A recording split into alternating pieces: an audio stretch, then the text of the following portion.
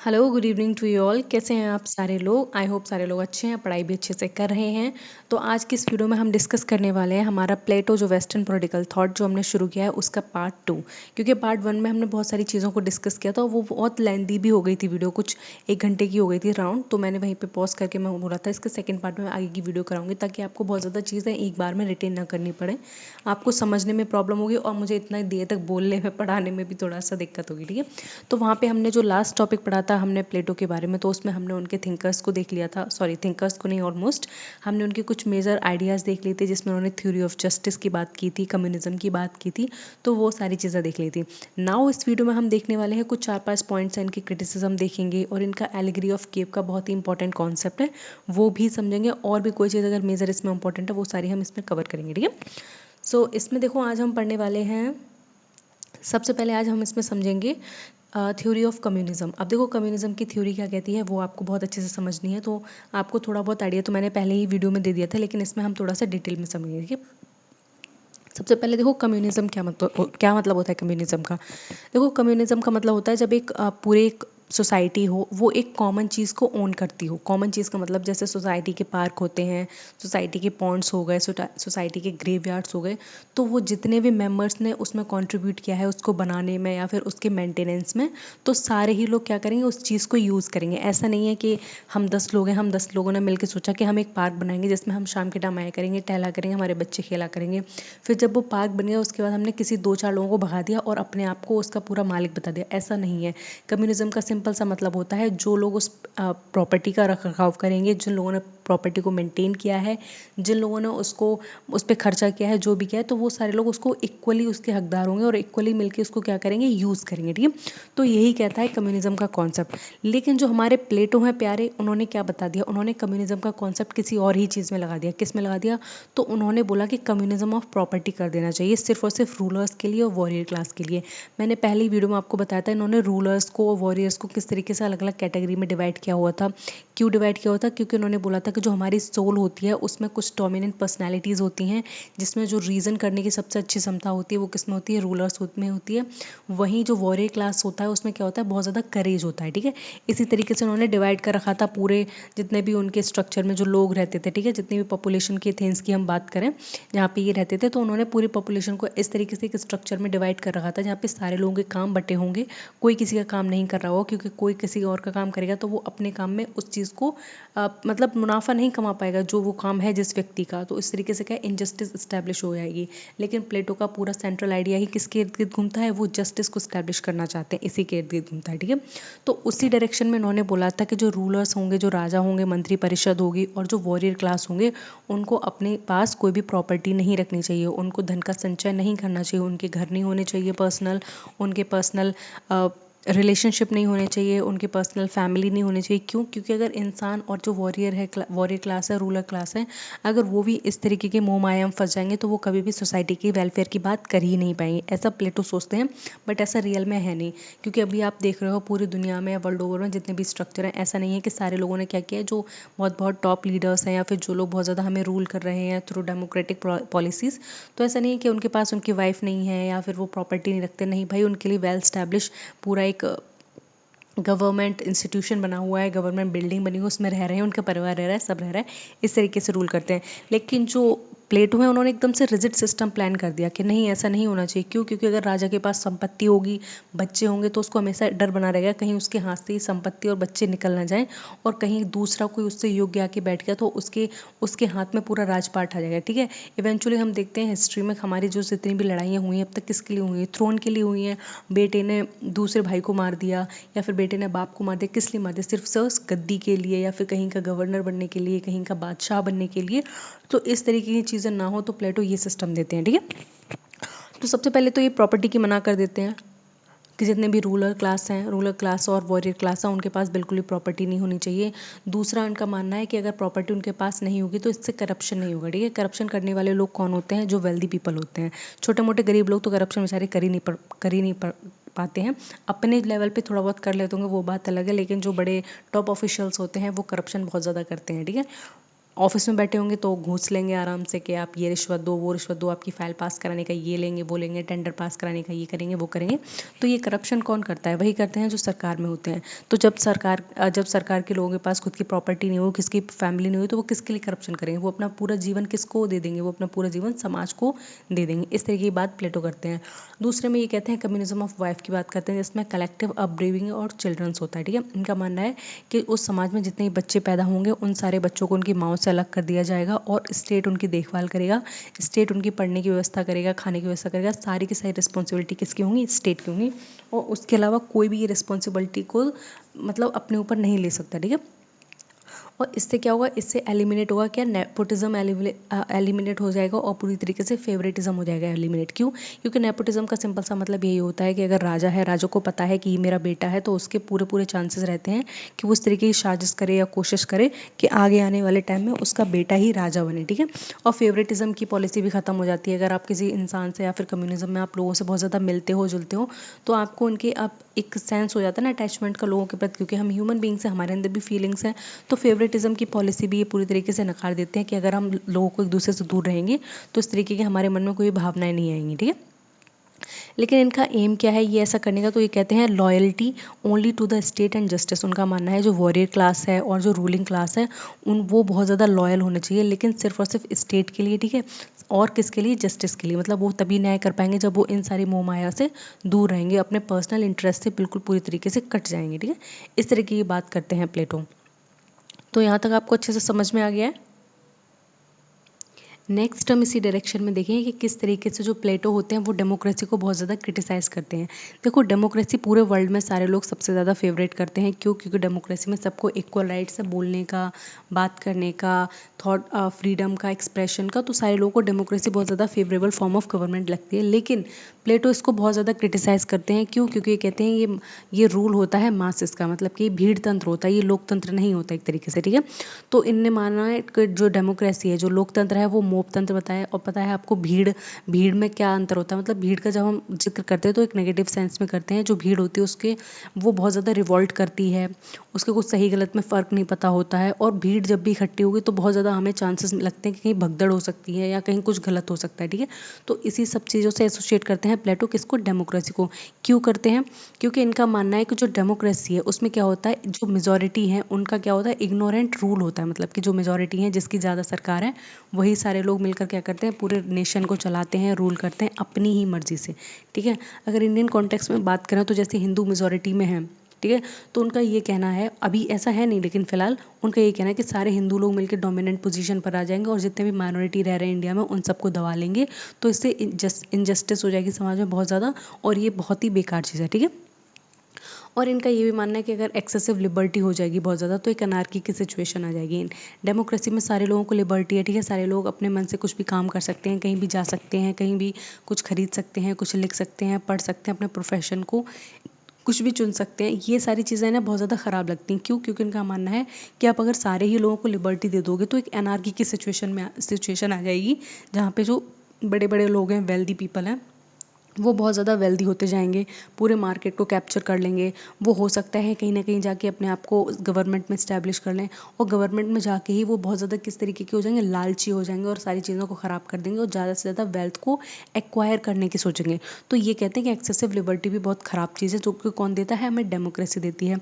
साथ में ये कहते हैं इनइक्वालिटी ले टू ट्रेनिंग। इनका मानना है कि जब डेमोक्रेसी होती है तो उसमें इनइक्वालिटी बहुत ज़्यादा होती है। ठीक है, मतलब आप देख रहे हो इंडिया में डेमोक्रेसी है लेकिन इनइक्वालिटी कितनी ज़्यादा है। कितने गरीब हैं इंडिया में, कितने अमीर लोग हैं। अमीर लोग मान लो 10% अगर इंडिया में अमीर लोग हैं तो वो 90% इंडिया की वेल्थ को अपने पास हाथों में दबाए हुए हैं। और जो 90% लोग हैं वो बेचारे पता नहीं क्या 10% जो वेल्थ है हमारे इंडिया की उसमें ही गुजारा कर रहे हैं। तो इस तरीके की बात करते हैं कि इस तरीके से डेमोक्रेसी क्या करता है? समाज में इनइक्वालिटी लाता है, जिससे टेरनी होती है। टेरनी का मतलब होता है क्रूर तंत्र बोल सकते हैं, यहाँ पे ट्रेनिंग का मतलब जहाँ पे हम सबका शोषण करते हैं। इस तरीके की फॉर्म की बात करते हैं। तो उसी डायरेक्शन में उन्होंने क्या किया है? प्लेटो ने एक हायरार्की ऑफ गवर्नमेंट दिया है। हायरार्की और गवर्नमेंट का मतलब होता है जब आप किसी पर्टिकुलर स्ट्रक्चर को देते हो। ठीक है, पहले ये, फिर ये, फिर ये, फिर ये।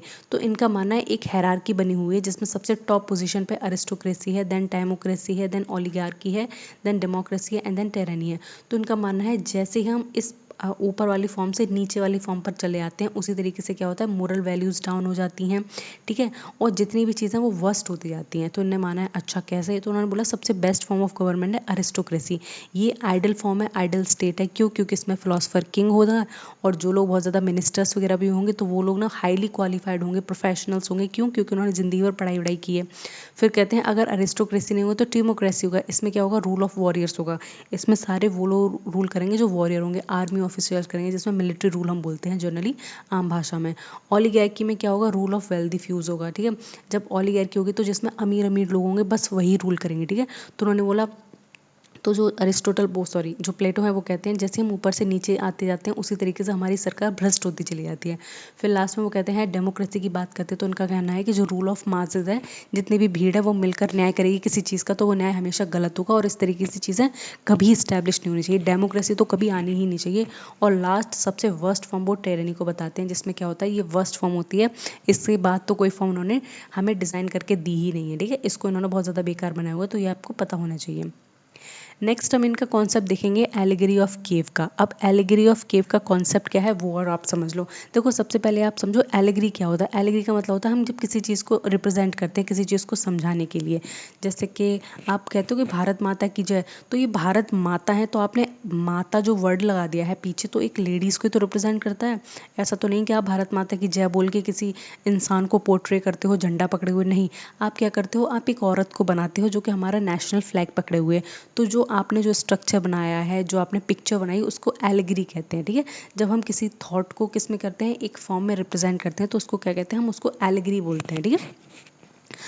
तो इन्होंने एक कॉन्सेप्ट दिया है एलिगरी ऑफ केव का। इनका मानना है प्रिजनर्स मिस्टेकन्स शैडो फॉर रियलिटी। देखो यहाँ पे मैं थोड़ा सा कॉन्सेप्ट बना रही हूँ। एक ये गुफा है, ठीक है, ये यहाँ पे गुफा बनी हुई है। इस गुफा के अंदर बहुत सारे लोग रह रहे हैं, ठीक है। इस गुफा में ये दीवार बनी हुई है, ठीक है, ये दीवार है और यहाँ पे बहुत सारे लोग जंजीरों से बंधे हुए हैं और यहाँ रह रहे हैं, ठीक है। यहाँ लाइट जल रही है और इनकी जो शेडो है वो उस दीवार पे पड़ रही है, ठीक है। इस तरीके का उन्होंने कॉन्सेप्ट दिया है लोगों को समझाने के लिए कुछ भी, ठीक है। तो उन्होंने बोला है कि जो प्रिजनर्स हैं मिस्टेकनली शेडो फॉर रियलिटी, उनको लगता है कि जो उस दुनिया में रह रहे हैं या फिर ये शेडो इनकी पड़ रही यही रियलिटी है, मतलब इसके आगे कोई सत्य नहीं है, इसके आगे कोई दुनिया नहीं, क्योंकि ये गुफा में बंद है, ठीक है। And the philosopher escape see truth return to guide others. लेकिन इनमें से एक होता है जो क्या करता है, उठ के निकल कर जाता है केव के बाहर और केव के बाहर की दुनिया को देखता है। फिर उसके बाद इन सारे लोगों को गाइड करता है कि इस गुफा के बाहर भी एक दुनिया है, इस गुफा के बाहर भी सत्य है, रियलिटी है और भी चीज़ें हैं, ठीक है। तो इनका मानना है कि इंसान जो अपनी ज़िंदगी में देखता है प्रत्यक्ष रूप से उसके सामने है, तो वो सब क्या है, भ्रम है, ठीक है। जब ये चीज़ें होती हैं, हम अगर फिलॉसफी की बात करें तो हमेशा इंसान को सेंटर में रखते हुए ये मटेरियलिस्टिक थिंग्स को हमेशा डिस्कार्ड ही करते हैं कि हाईएस्ट फॉर्म ऑफ हैप्पीनेस एक अलग ही चीज़ है, उसको हर कोई नहीं टेस्ट कर पाता। इस तरीके की हम बातें करते हैं, ठीक है। तो इसके सिंबॉलिज्म में क्या बताया उन्होंने, जो केव बताया उनको बताया कि वर्ल्ड ऑफ अपीयरेंस जो हम देखते हैं वो हमारी केव है, ठीक है। जो हमारे सामने जितनी भी सारी चीज़ें हैं वो सब क्या है, वो केव बोला है उन्होंने मनुष्य के लिए। तो शेडो क्या है, शेडो है इल्यूजन, मतलब कि जो हमारी शेडो पड़ रही, जो हम काम कर रहे हैं या फिर जो हम देख रहे हैं या फिर जो हमारी एक्टिविटीज़ हो रही, वो सब इल्यूजन है, ठीक है, सब भ्रम है, कुछ नहीं है ऐसा कुछ, ठीक है। सन क्या है, the idea of the good. Sun का मतलब है बहुत ज़्यादा आइडिया, ऐसा जो बहुत ज़्यादा क्या हो, रियल हो, ट्रुथफुल हो, यूनिवर्सल हो। अब सन का आइडिया यहाँ पे इस तरीके से बताया कि मतलब एक उनमें से उठ के गया फिलोसफर बाहर गया, क्योंकि उसको बाहर से शेडो आ रही थी किसकी, सन की। तो जब उसने बाहर निकल के देखा तो केव से पता लगा कि इस केव के बाहर भी एक बहुत बड़ी दुनिया है, जिस दुनिया में बहुत सारे लोग रहते हैं, ठीक है। और फिलोसफर इन्होंने किसको बताया है, जो वहाँ पे क्या कर रहा है, जो एजुकेटर है, जो बाकी सारे लोगों को गाइड कर रहा है। तो इनका सिंपल सा मतलब है, इस दुनिया में जितने लोग रह रहे हैं वो सारे भ्रम में जी रहे हैं, उनका कोई कर्तव्य नहीं है, काम नहीं है, उन्होंने अभी सच को जाना ही नहीं है, उन्हें यूनिवर्स को नहीं जाना है। एक बार वो इन सच की दुनिया से बाहर निकल जाएंगे, इस भ्रम की दुनिया से बाहर निकल जाएंगे और ये फिजिकल वर्ल्ड है, ये मटेरियलिस्टिक की दुनिया है, इससे बाहर निकलेंगे तो उन्हें पता लगेगा कि सच कुछ और ही है, जीवन कुछ और ही है, ठीक है। तो इस तरीके की फिलोसफिकल बातें कौन करते हैं, प्लेटो करते हैं एलिगरी ऑफ केव में। आपसे इसमें बहुत ज़्यादा इंपॉर्टेंट चीज़ें पूछी नहीं जाती हैं, सिर्फ इतना पूछ लिया जाता है एमसीक्यूज बेस्ड में क्वेश्चन में कि एलिगरी ऑफ केव किसका आइडिया, ठीक है। तो ये आपको पता होना चाहिए। अब इनके हम मेजर वर्क की और बात कर लेंगे, कौन कौन से मेजर वर्क हैं जो उन्होंने दिए हैं। तो द रिपब्लिक इनकी जो बुक है वो बहुत ज़्यादा इंपॉर्टेंट है, ठीक है, इसको स्टार मार्क कर लेना, ये तो ही पूछी जाती है हर एग्जाम में। तो इन्होंने उसमें क्या दिया, उन्होंने जस्टिस का आइडिया दिया है, ठीक है। जस्टिस का आइडिया मैं आपको समझा चुकी हूँ। जस्टिस का मतलब क्या है कि हर एक इंसान सिर्फ अपनी अपनी ड्यूटी करे, दूसरे की ड्यूटी में ना आए, ठीक है, दूसरे की ड्यूटी ना करे, क्योंकि अगर दूसरा इंसान दूसरे की ड्यूटी करेगा तो उस इंसान के साथ क्या होगी, इनजस्टिस होगी, ठीक है। इन्होंने इसमें आइडियल स्टेट की बात की और फिलोसफर किंग की बात की, किसमें, रिपब्लिक में। तो आपसे पूछा जा सकता है कि जो फिलोसफर किंग का आइडिया है वो प्लेटो के किस बुक में है, तो आपको पता होना चाहिए वो रिपब्लिक में है। दूसरा, हमें द लॉज देखने को मिलती है, ये भी बुक का नाम है, ये भी इंपॉर्टेंट है। ये जितने भी 4-5 हैं वो इंपॉर्टेंट है, बाकी इनकी और भी बुक्स हैं वो इतनी ज़्यादा इंपॉर्टेंट नहीं है क्योंकि एग्जाम में पूछी नहीं जाती हैं। तो लॉज में ये रूल ऑफ लॉ की बात करते हैं, ठीक है। सेकंड, बेस्ट स्टेट की बात करते हैं जो प्रैक्टिकल में, मतलब इन्होंने बोला था कि जो एक स्टेट बताया था, आइडियल स्टेट बताया था, बहुत ज़्यादा आइडियल स्टेट। तो उन्होंने जब देखा कि नहीं ये बहुत ज़्यादा ही आइडियल है, लोग इसको फॉलो नहीं कर पाएंगे, तो उन्होंने सेकंड स्टेट बताया। ये इनका सेकंड बेस्ट स्टेट था। फर्स्ट जो इन्होंने बताया था वो और ज़्यादा रिजिड था, वो बहुत ज़्यादा आइडियलिस्ट था, मतलब ये समझ लो इंसान को तो उन्होंने ऐसे प्योर गुड़िया मान लिया, उसमें इस तरीके की बातें करते हैं। लेकिन उन्होंने फिर रियलाइज़ किया नहीं, इंसान ऐसा नहीं है, इंसान ऐसे स्टेट में सर्वाइव नहीं कर सकता। तो लेकिन हम उससे अगर अच्छा नहीं है तो उससे थोड़ा सा अच्छा तो हम देख ही सकते हैं ना। अगर आपको कोई चीज़ चाहिए, आपको बहुत ज़्यादा पसंद है, लेकिन उसकी मैचिंग की आपको दूसरी मिल रही है, तो आपके मन में रहता है अरे यार वो नहीं मिल पाई, चलो कोई बात नहीं, तो यही ले लेते। तो यही इनका मेन कॉन्सेप्ट है कि जो बेस्ट स्टेट है उनका वही नहीं मिल पाया, वही इस्टेब्लिश नहीं कर पाया, तो हम सेकंड बेस्ट को चूज़ करेंगे, जिसके बारे में हम सब कुछ पढ़ चुके हैं ऑलरेडी, ठीक है। द स्टेट्समैन में इन्होंने रोल ऑफ रूलर्स की बात की है, जितने भी राजा होंगे, मंत्री शंत्री होंगे, एरिस्टोक्रेसी होगी, उनके क्या क्या नियम होंगे, क्या करेंगे समाज में, क्या नहीं करेंगे। तो स्टेट्समैन बुक में उन्होंने यही सब बताया है। सिंपोजियम में उन्होंने नेचर ऑफ लव को बताया है, ठीक है। अपॉलॉजी में उन्होंने बताया है डिफेंस ऑफ सॉक्रेटिस के बारे में, उन्होंने सॉक्रेटिस के बारे में उन्होंने बहुत ज़्यादा गुस्सा भरा है कि उन्होंने किस तरीके से डेमोक्रेसी की वजह से उन्हें मार दिया गया और उन्हें बहुत ज़्यादा जहर वहर पीना पड़ा, इसलिए, ठीक है। स्टूडेंट है भाई, टीचर का गुस्सा तो रहेगा उसके मन में। मीनो फेडो ये सारी क्या है, ये सब इन्हीं की बुक है, ठीक है। तो ये आपको थोड़ी सी याद रखनी है। नेक्स्ट हम देखेंगे कंट्रीब्यूशन टू पॉलिटिकल थॉट। इनके मेजर कंट्रीब्यूशन क्या रहे हैं पॉलिटिकल थॉट में, पॉलिटिकल फिलॉसफी में, तो वो हमारे लिए समझना बहुत ज़्यादा इंपॉर्टेंट है, ठीक है। तो इनका सबसे पहले देखेंगे, he is called as the first systematic theory of state in western philosophy. देखो इन्होंने वेस्टर्न फिलॉसफी में पहली सिस्टमैटिक थ्योरी दी थी, ठीक है, इस तरीके। क्यों? क्योंकि इनसे पहले सॉक्रेटिस थे, उनका कोई ऐसा हमें कंट्रीब्यूशन देखने को नहीं मिलता है जो उन्होंने लिखा हो, ठीक है। लिटरेचर जो है, लिटरेरी वर्क है, उन्होंने कुछ नहीं लिखा। उनके स्टूडेंट थे प्लेटो, उन्होंने ही सारी चीज़ें उनके बारे में लिखी हैं। तो इसलिए हम उनको ना मानकर ये प्लेटो को फर्स्ट वेस्टर्न पॉलिटिकल थिंकर मानते हैं, जिन्होंने अपने सारे वर्क को लिखा है, पब्लिश किया है, डायलॉग फॉर्म में लिखा है। तो उन सब चीज़ों को इनका कंट्रीब्यूशन इतना बड़ा रहता है, ठीक है। सिस्टमैटिक थ्योरिस्ट है ये पहले। And he introduce the idealism and politics. और उन्होंने क्या किया है, जो राजनीति है, जो पॉलिटिक्स है, उसमें आइडियलिज्म की बात की है, ठीक है। अगर हम आज बात करें तो हम इंडियन पॉलिटिक्स की बात करें या ग्लोबल पॉलिटिक्स की बात करें तो बहुत सारे ऐसे थिंकर्स निकल कर आते हैं जो आइडियलिज्म को बहुत ज़्यादा प्रमोट करते हैं। वो कहते हैं कि हमें आखिरकार पीस लानी चाहिए क्योंकि हमारे पास एक ही अर्थ है, आप अगर इस अर्थ पे भी लड़ोगे मरोगे तो सब खत्म हो जाएगा, मतलब हमारे ह्यूमन्स के पास एक ही घर है, तो उसमें हंसी खुशी रह लो, क्यों लड़ना झगड़ना। इस तरीके की बातें कौन करता है, ये आइडियलिज्म वाले करते हैं और सही भी करते हैं। देखो मनुष्य हैं सारे लोग, ठीक है, कहीं ना कहीं हम लोग यहाँ पे अमर होने तो आए नहीं है, सबको ही मर जाना, तो क्यों इस तरीके से काम करना, या क्यों इस तरीके से आप चीज़ों को लेके आगे बढ़ रहे हो कि हमें अपने ही लास्ट टाइम में खुद पे ही रिग्रेट हो, काश हमने ये नहीं किया होता या वो नहीं किया होता, या आप अपनी लाइफ में किसी की जान बचा सकते थे लेकिन आपने नहीं बचाई। मुझे समझ में नहीं आता कि दुनिया एक दूसरे पे हमला कर रही है, ये कर रही है, वो कर रही है। भाई मत करो, सीरियसली बता रही हूँ, चाहे रशिया यूक्रेन वॉर हो रहा हो, चाहे पैलेस्टीन इसराइल वॉर हो रहा हो, ये चीज़ें सही नहीं है। मतलब आइडल पर्सपेक्टिव से देखा जाए तो क्यों मारना है, बच्चे मर रहे हैं और सिविलियंस मर रहे हैं जिनका कोई दोष नहीं है। सोचो एक जब इंसान होता होगा वो अपने पूरी लाइफ में कितने प्लान बनाता होगा, हम ये करेंगे, हम वो करेंगे, ये बनेंगे, वो खाएंगे पिएंगे, लेकिन तुम्हारे कंट्री पे अटैक हो जाता है दूसरा और तुम उसमें बेवजह मारे जाते हो। लेकिन जो टॉप मोस्ट लीडर्स हैं वो सेफ़ हैं, उनकी फैमिली सेफ़ है, लेकिन मर कौन रहा है, सिविलियंस मर रहे हैं और मिलिट्री पर्सनल्स मर रहे हैं। लेकिन ये राइवलरी किन की है कि दो नेशंस के बीच में। तो आइडियलिज्म के जो कॉन्सेप्ट है वो अभी भी रिलेवेंट है, ठीक है।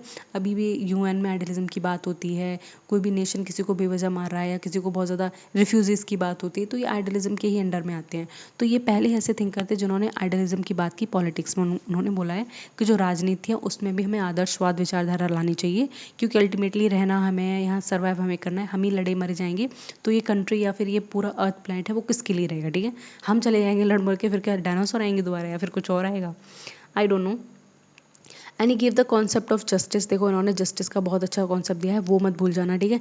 एजुकेशन का बहुत एलेबोरेट सिस्टम दिया था, किस तरीके से सारे लोग पढ़ेंगे और किस तरीके से सारे लोग एजुकेट होंगे, उनमें से जो सबसे टॉप मोस्ट एजुकेटर बनेगा या फिर बहुत ज़्यादा इंटेलेक्चुअल बनेगा उसको हम राजा बना देंगे, बाकी सारे लोग अपने अपने रैंक के अकॉर्डिंग या अपने अपने रिजल्ट के अकॉर्डिंग समाज में वो सारे काम करेंगे, ठीक है। और ये एजुकेशन सिस्टम से हमें क्या मिल जाएगा, फिलोसफर किंग मिल जाएगा, दार्शनिक राजा मिल जाएगा जो हमेशा क्या करेगा, सही न्याय करेगा, ठीक है। रिमेन सेंट्रल, तो इनके जो सेंट्रल कॉन्सेप्ट में उनमें यही रहता है कि हमें जस्टिस का कॉन्सेप्ट के प्लेटो ने जस्टिस के बारे में क्या कहा है, एजुकेशन के बारे में क्या कहा है, फिलोसफर किंग के बारे में उनकी क्या राय है, तो ये सब हम पढ़ते हैं। And inspired Christian philosophy like Saint Augustine, Hegel's idealism, Marx critique of private property. और देखो मॉडर्न डे में अगर हम बात करें तो ये सारे लोगों की, तो जो क्रिश्चियन फिलोसफर्स हैं उसमें किस किस को इंस्पायर किया उन्होंने, सेंट अगस्टाइन को किया है, ठीक है, ये तो एंशियंट है। हीगल को हम पढ़ेंगे यहाँ पे मॉडर्न टाइम में, हीगल ने जो आइडियलिज्म का कॉन्सेप्ट दिया वो यहाँ से ही कुछ ना कुछ इनका कॉन्ट्रीब्यूशन है।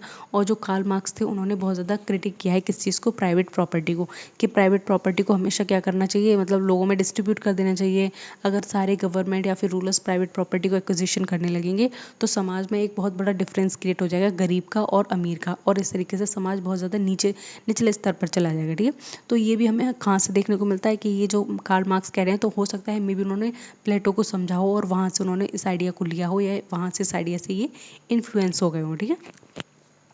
नेक्स्ट हम इनका थोड़ा सा क्रिटिसिज्म भी देख लेते हैं प्लेटो का, क्योंकि सबका होता है तो भाई इनका क्यों नहीं होगा। तो देखो इनका जो क्रिटिसिज्म है उनमें पहली बात हमें देखने को मिलती है कि लोग ये कहते हैं इनका जो आइडियल स्टेट है वो अनरियलिस्टिक है। इनका मानना है ऐसा हो ही नहीं सकता, और ये सही बात भी है। कैसे ऐसा हो सकता है, तुम सोचो, मतलब एक स्टेट डिसाइड करेगा कि तुम कैसे रहोगे, कैसे पढ़ोगे, कितने तक पढ़ोगे, और तुम किस स्टेज पर फेल हो जाओगे, और जिस स्टेज पर तुम फेल हो जाओगे उसके बाद तुम री एग्ज़ाम नहीं दे सकते, तुम आगे नहीं बढ़ सकते, एक बार फेल तो फेल। और ज़रूरी नहीं है कि जो बच्चे की ग्रोथ 17-18 साल पे होती है वही 35 साल पे हो सकता है जो बच्चा 17-18 साल पे फेल हो गया हो सकता है वो 35 साल पे बहुत ज़्यादा महान बन गया हो, बहुत ज़्यादा इंटेलेक्चुअल बन गया हो। तो इस तरीके से एक रिजिड सिस्टम दिया जिसमें तुम दोबारा एंटर नहीं कर सकते, एक बार ज़िंदगी में फेल हुए तो पूरी ज़िंदगी भर तुम उसी जगह पे रहो, ठीक है। तो अनरियलिस्टिक बोल दिया इनको, ठीक है। यूटोपियन बोल दिया, यूटोपियन का मतलब होता है ख्याली पुलाव, ठीक है। ऐसा बोल दिया कि ये तो बस सपने में होगा, इसको प्रैक्टिकल नहीं हो सकता। और ये सही बात है, जितनी हमने चीज़ें पढ़ी वो प्रैक्टिकल फॉर्म कभी आई नहीं, कभी हो नहीं पाई, किसी ने भी अपनाई नहीं, क्योंकि ऐसा हो ही नहीं सकता, ठीक है। और उन्होंने बोला था जो उनका आइडियल स्टेट है, जो उन्होंने आदर्श अपना राज्य दिया था वो इम्प्रैक्टिकल है, मतलब प्रैक्टिकल एप्लीकेशन इसका है ही नहीं कुछ, क्योंकि ये ऐसे प्रैक्टिस नहीं किया जा सकता, ठीक है। टोटलिटेरियन टेंडेंसी होती है जिसमें कार्ल प्रॉपर कहते हैं the open society and it's enemy, मतलब कि जो कार्ल प्रॉपर हैं वो बहुत बड़े वो होते हैं, क्रिटिक होते हैं किसके, प्लेटो के होते हैं, कार्ल मार्क्स के होते हैं और हीगल के होते हैं। इन तीन लोगों के बहुत बड़े जो कार्ल प्रॉपर हैं हमें देखने को मिलता है, वो बहुत बड़े क्रिटिक होते हैं। इनका मानना है कि इस तरीके के आइडियाज़ हैं वो टोटलिटेरियन टेंडेंसी को बहुत ज़्यादा क्या कहते हैं, जन्म देते हैं। टोटलिटेरियन टेंडेंसी का मतलब होता है जब एक देश में सारी ही चीज़ें, चाहे रोड हो गया, चाहे ट्रांसपोर्ट हो गया, सर्विसेज हो गया, मीडिया, कम्युनिकेशन, सारी चीज़ों पे जब एक लोग रूल कर लेता है उसको टोटलिटेरियन टेंडेंसी कहते हैं, ठीक है। जिस तरीके से आप फिलोसफर किंग की बात कर रहे हो तो उसी के हाथ में सब कुछ है, बाकी सारे लोग उसके नीचे ही आ रहे हैं, क्योंकि स्टेट को रेगुलेट कौन कर रहा है, राजा कर रहा है। और राजा को आपने इतनी अथॉरिटी दे दी कि वो अपनी माओ से बच्चे छीन के अपने पास रखेगा, फिर उनको रेस करेगा, उनको पढ़ाएगा लिखाएगा और उसको आगे उनकी लेगेसी को बढ़ाएगा, ठीक है। तो ये चीज़ भी उन्हें बहुत ज़्यादा ख़राब लगी है। दूसरा है suppress individuality, no private family property, और उसमें क्या बोला है कि जो इंडिविजुअलिटी है, जो एक इंसान को हमें एज ए यूनिट लेके चल रहे हैं, एक इंसान को हम उसके ही आसपास पूरी ज़िंदगी घूम रही है, सेंट्रल मान रहे हैं, उसको हैप्पीनेस की बात करते हैं, लिबर्टी की बात करते हैं प्रेजेंट डे में, तो वो सारी चीज़ें आपने क्यों नहीं दी, आपने इतना ज़्यादा दबा दिया इंसान को, उस पे ना फैमिली राइट्स हैं, उसकी खुद की प्रॉपर्टी नहीं है जिसमें वो घर बना सके, उसका खुद का घर हो, या फिर उसके खुद की क्या हो, प्राइवेट फैमिली हो, मम्मी हो, पापा हो, उसकी बहन भाई हो, उसके पर्सनल रिश्ते हों, तो आपने ऐसा सिस्टम क्यों क्रिएट किया, ठीक है। दूसरा बोला anti Democrat biasness, distrust of people, उनका मानना है कि जो उन्होंने अपना कॉन्सेप्ट दिया है वो एंटी डेमोक्रेटिक है, ठीक है। उसमें डेमोक्रेटिक कोई भी ऐसी पॉलिसीज़ की बात नहीं की गई है, या फिर डेमोक्रेटिक कोई भी खूबियों की बात नहीं की गई है, ठीक है। ये भी इनका एक क्रिटिक देखने को मिलता है। तो फिर उन्होंने ये बोला कि जिस तरीके से इनकी जो विचारधारा है उसमें एंटी डेमोक्रेटिक बायसनेस दिखती है, जिससे लोगों में क्या होगा, डिस्ट्रस्ट आएगा पीपल में, मतलब लोग एक दूसरे पे भरोसा नहीं करेंगे, लोग का सरकार पे भरोसा नहीं रहेगा, क्यों, क्योंकि डेमोक्रेटिक नहीं है, कोई रिस्पॉन्सिबिलिटी नहीं है, तो इस तरीके की बातें करते हैं और इस तरीके का एक क्रिटिसिज्म इनके ऊपर आरोप लगाया जाता है, ठीक है। And neglect of economic and technological progress, मतलब उनका मानना है कि पूरी तरीके से इकोनॉमी को नेग्लेक्ट कर रहे हैं, मतलब जितना तुम खा पी रहे हो, जितना प्रोड्यूस कर रहे हो, उसको ही आपस में बांट लो, बात खत्म। ऐसा नहीं होना चाहिए, हमें हमेशा प्रोग्रेस करने के बारे में सोचना चाहिए, ठीक है। तो इन पे ये भी एक बहुत बड़ा एलिगेशन लगता है कि टेक्नोलॉजिकल प्रोग्रेस को ये बिल्कुल भी नकारते हैं, उसको बहुत ज़्यादा आगे आने की बात नहीं करते हैं और उसको समझते नहीं हैं, ठीक है। नेक्स्ट हम इसमें देखेंगे, ऑलमोस्ट हमारा चैप्टर कवर ही होने वाला है क्योंकि इसमें ज़्यादा कुछ था नहीं, जो इम्पोर्टेंट था वही पढ़ा रहे हैं अब लास्ट में। इनकी लेगेसी देखते चलेंगे तो founder of western idealist tradition, जो वेस्टर्न आइडलिस्ट ट्रेडिशन में आप कहीं भी पढ़ोगे, कहीं से भी स्टार्ट करोगे तो सबसे पहले आप प्लेटो को ही पढ़ते हो। प्लेटो से ही शुरू होती है वेस्टर्न फिलॉसफी और वेस्टर्न आइडलिस्ट की ट्रेडिशन, जो हमने बाद में आके रियलिज्म में और आइडलिज्म में इन सबको कन्वर्ट कर दिया है या फिर उनको अलग अलग कर दिया है, डिस्ट्रीब्यूट कर दिया है। तो उसमें जब आइडलिस्ट को पढ़ते हो तो सबसे पहले ये हमें प्लेटो ही देखने को मिलते हैं। एंड इन्फ्लुएंस्ड, इन्होंने आगे चल के बहुत सारे लोगों को इन्फ्लुएंस किया था, जिसमें अरिस्टोटल को आप देखते हो, अगस्टाइन को देखते हो, रूसो को देखते हो, हीगल एंड मार्क्स। ये सारे थिंकर्स हम पढ़ेंगे, इन सारे थिंकर्स की कंट्रीब्यूशन पढ़ेंगे और जब आप इन थिंकर्स को समझोगे तो आपको खुद पता लगेगा, अच्छा इनका ये आइडिया थोड़ा थोड़ा ना प्लेटो से मिल रहा है, अच्छा इन्होंने यहाँ से ही आइडिया लिया है, मे भी हो सकता है कि इन्होंने यहाँ से इन्फ्लुएंस हो किया। तो वो सारी चीज़ें हमें इनके आइडियाज़ में देखने को मिलेंगी। क्यों? क्योंकि इन्होंने भी बहुत सारी बुक्स लिखी हैं, इन्होंने भी प्लेटो की कहीं ना कहीं बातें की हैं। तो इस तरीके से हमें पता लगता है ये सारे लोग भी क्या थे, प्लेटो से बहुत ज़्यादा इंस्पायर्ड थे। And debate on justice education leadership still shape by Plato. तो आज भी दुनिया भर में क्या होती है, बहुत सारी डिबेट्स होती हैं किसी भी चीज़ को लेकर, चाहे वो न्याय को लेकर होती हो कि न्याय कैसा होना चाहिए, राजा कैसा होना चाहिए, राज्य में कौन कौन से सुख सुविधाएं होनी चाहिए। तो इस तरीके की डिबेट करते हैं हम। एजुकेशन के ऊपर डिबेट करते हैं कि सरकार की कौन कौन सी रिस्पॉन्सिबिलिटी होनी चाहिए एजुकेशन को लेकर। आज देखो सरकार प्रेजेंट डे करती तो है कि उसने एक 21st एक आर्टिकल है हमारा जिसमें हमें कंपलसरी एजुकेशन दी गई है, जिसमें हम 14 ईयर्स तक सरकार को हर हाल में हमें एजुकेट करना ही करना है, ठीक है। तो इस तरीके से जैसे कि सरकार का ये काम है कि 14 साल तक वो हमें क्या करेगी, एजुकेट करेगी। उसी तरीके से ये कॉन्सेप्ट कहाँ से आया, ये प्लेटो से आया। क्यों? प्लेटो ने भी तो कहा था कि सरकार ही एजुकेट करेगी, ठीक है। क्यों? क्योंकि बच्चे किसकी रिस्पॉन्सिबिलिटी है, सरकार की रिस्पॉन्सिबिलिटी है। तो ये आइडिया हमें देखने को मिलता है। और लीडरशिप किस तरीके की होनी चाहिए, राजा कैसा होना चाहिए, चाहे प्रेसिडेंट कैसा होना चाहिए, चाहे मोनार्क कैसा होना चाहिए, तो वो भी रिलेवेंट हमें देखने को मिलता है कहाँ से, प्लेटो के आइडिया में। तो जैसे कि हम लोग प्रेजेंट डे हम बात करते हैं, कभी कभी आपने डिबेट वगैरह में देखा होगा, जितने भी हम स्टूडेंट्स हम बात कर सकते हैं एक्चुअली। तो आपने देखा होगा कि जब भी एसएससी वगैरह का प्रोटेस्ट वगैरह चलता है तो आपने बहुत सारी डिबेट्स देखी, तो बच्चे कहते हैं कि नेता बिना पढ़े लिखे इतनी ऊंची गद्दी पे बैठ जाते हैं, हमें रूल करते हैं, इनका भी पेपर होना चाहिए, इनका भी एग्जाम होना चाहिए। तो ये जो पेपर होना चाहिए, एग्जाम होना चाहिए, ये बात कहाँ से आई? ये बात यहाँ से आई कि हमें पता होना चाहिए कि जो हमें रूल कर रहा है वो बहुत ज़्यादा समझदार होना चाहिए, बहुत ज़्यादा अच्छी सोच रखने वाला होना चाहिए और किसी भी सब्जेक्ट में मतलब स्कॉलर होना चाहिए। और स्कॉलर किस में होगा, फिलॉसफी में होगा, उसको चीज़ें समझ में आनी चाहिए कैसे होगा कैसे नहीं।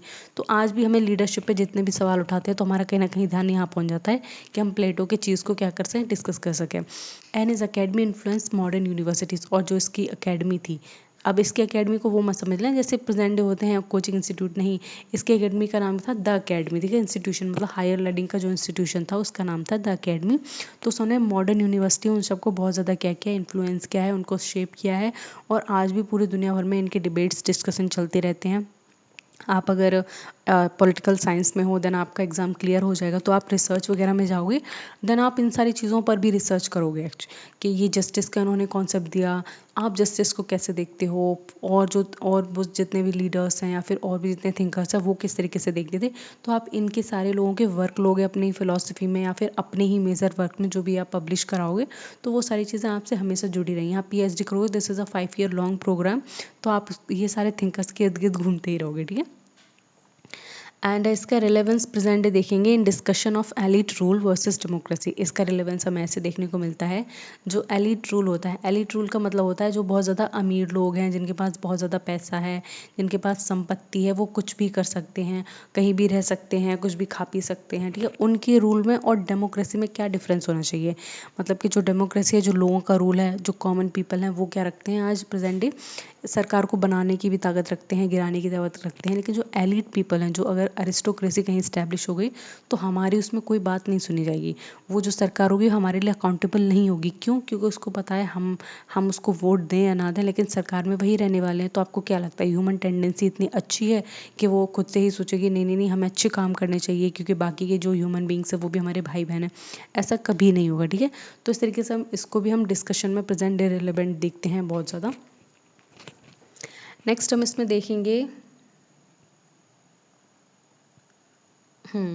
तो देखो नेक्स्ट इसमें कुछ है नहीं क्योंकि चैप्टर यहीं पे आपका फिनिश होता है। आपने सारी चीज़ पढ़ ली हैं आराम से, बहुत अच्छे से पढ़ ली हैं। एक क्विक रिकैप देती हूँ मैं आपको। वेस्टर्न पॉलिटिकल फिलोसफी में सबसे पहले हम प्लेटो को पढ़ते हैं जो कि एक सिस्टमैटिक थिंकर माने जाते हैं, साथ ही में वो फर्स्ट फैमिलिस्ट थिंकर भी माने जाते हैं क्योंकि उन्होंने जितना भी कॉन्ट्रीब्यूशन दिया उसमें कहीं भी उनकी बायसनेस नहीं दिखी जेंडर को लेकर कि ये काम लड़का कर सकता है वो लड़की नहीं कर सकती। ठीक है, इस तरीके से जो पहले की वेस्टर्न फिलोसफी थी वो इन्हीं चीज़ों के इर्द गिर्द घूमती थी कि न्याय क्या होता है, सत्य क्या होता है, राजा कैसा होना चाहिए, प्रजा कैसे होनी चाहिए, दायित्व क्या होना चाहिए, ठीक है, आत्मा क्या है। ठीक है, क्योंकि हम इंडियन फिलोसफी में यही देखते हैं तो वेस्टर्न फिलोसफी में ये सारी चीज़ें हैं। उसके बाद उन्होंने बताया प्लेटो ने कि हर इंसान के अंदर बहुत सारी खूबियाँ होती हैं लेकिन एक खूबी उसके अंदर डोमिनेंट पोजीशन में होती है जिसको कहते हैं हम सबसे ज़्यादा बड़ी खूबी होती है। तो उन्होंने बताया जो लोग रीज़न कर पाते हैं, जिनों में तर्क करने की क्षमता होती है, चीज़ों को समझने की क्षमता होती है, वो आगे जाके फिलोसफर किंग बनते हैं, वो राजा बनते हैं, वो रूलर्स बनते हैं। जिनके अंदर बहुत ज़्यादा करेज होता है वो क्या बनते हैं, वो आगे चल के सोल्जर्स बनते हैं। और जिनके अंदर एपेटाइट होती है वो क्या बनते हैं, वो ट्रेडर और मर्चेंट्स बनते हैं। जो वॉरियर क्लास है और जो रूलर क्लास है उन्हें कभी अपनी प्राइवेट फैमिली नहीं रखनी चाहिए, प्राइवेट प्रॉपर्टी नहीं रखनी चाहिए क्योंकि अगर वो ऐसा करेंगे तो कभी भी अपने राज्य का वो अच्छा नहीं चाह पाएंगे। ठीक है, लेकिन उनके लिए ऐसा नहीं है कि वो कभी रिप्रोड्यूस नहीं कर सकते या फिर वो कुछ नहीं कर सकते हैं बिल्कुल। क्यों? क्योंकि कम्युनिज्म ऑफ वाइफ का कॉन्सेप्ट एप्लीकेबल होता है जिसमें है कि सारे लोगों की बीबियाँ सारी की सारी हैं, मतलब जिसका जिसके साथ मन करे सोने का या फिर बच्चे पैदा करने का वो उसके साथ कर सकता है। लेकिन किसी को उसके बाद ये नहीं पता होगा ये बच्चा मेरा है, वो बच्चा इसका है या फिर इसके पापा वो हैं। ठीक है, क्यों नहीं पता होगा? क्योंकि बच्चे के पैदा होते ही स्टेट उसको उसकी माँ से अलग कर देगा और उसको अपने सुपरविजन में पालेगा, पोसेगा, बड़ा करेगा। फिर जब छोटे से बड़े तक जब वो 50-60 साल का नहीं हो जाएगा उसकी पूरी एजुकेशन का सिस्टम का ध्यान रखेगा। जो बच्चे जहाँ फेल होते जाएंगे वहाँ उनका प्रोड्यूसिंग क्लास, जो आगे फेल होते जाएंगे वो वहाँ पे क्या सोल्जर्स, और जो लास्ट में फेल होंगे वो क्या बन जाएंगे, वो मिनिस्टर्स बन जाएंगे। जो टॉप मोस्ट निकलेगा वो हमारा फिलोसफर किंग बन जाएगा। ठीक है, उसी तरीके से उन्होंने एलेगरी ऑफ केप का एक बहुत इंपॉर्टेंट कॉन्सेप्ट दिया था जिसमें उन्होंने बताया था कि हम अपने आगे जो भी चीज़ें देखते हैं वो दुनिया सब क्या है, एल्यूजन है। मतलब ये सारी भ्रम की दुनिया है, रियलिटी कुछ और ही, सत्य कुछ और ही है। ठीक है, फिर इनका कंट्रीब्यूशन देखते हैं। मेजर बुक में हम रिपब्लिक की बात की है, हमने द स्टेट्समैन की बात की है और द मीनो की बात की है, फ्यूडो है, बहुत सारी बुक है इनकी 4-5, वो बहुत ज़्यादा इंपॉर्टेंट, तो उसको पढ़ लेना अच्छे से, उनके नाम आपको याद होने चाहिए। तो this is all about the Plato western political thinker. पहले हमने पढ़ लिया, इनके बाद हम एरिस्टोटल को पढ़ेंगे। ठीक है, तो आप मेक श्योर कि आपको वीडियो अच्छी लगी हो, सारी चीज़ समझ में आ गई, सारे कॉन्सेप्ट क्लियर हो गए होंगे। कोई भी चीज़ समझ में नहीं आई हो या अच्छी नहीं लगी दोबारा वीडियो को देख लेना और इस पूरे वीडियो से रिलेटेड कोई भी क्वेश्चन, कोई भी डाउट हो प्लीज़ उसको कमेंट सेक्शन में लिख देना ताकि मैं आपको उसका आंसर कर सकूँ। ठीक है, मैं उसका पर्सनली भी आंसर करूँगी और कोई भी डाउट हो रिलेटेड उससे भी पूछ लेना। ठीक है, तब तक अपना ख्याल रखो, पढ़ते रहो और प्लीज़ चैनल को सब्सक्राइब कर लेना। ठीक है, बाय बाय।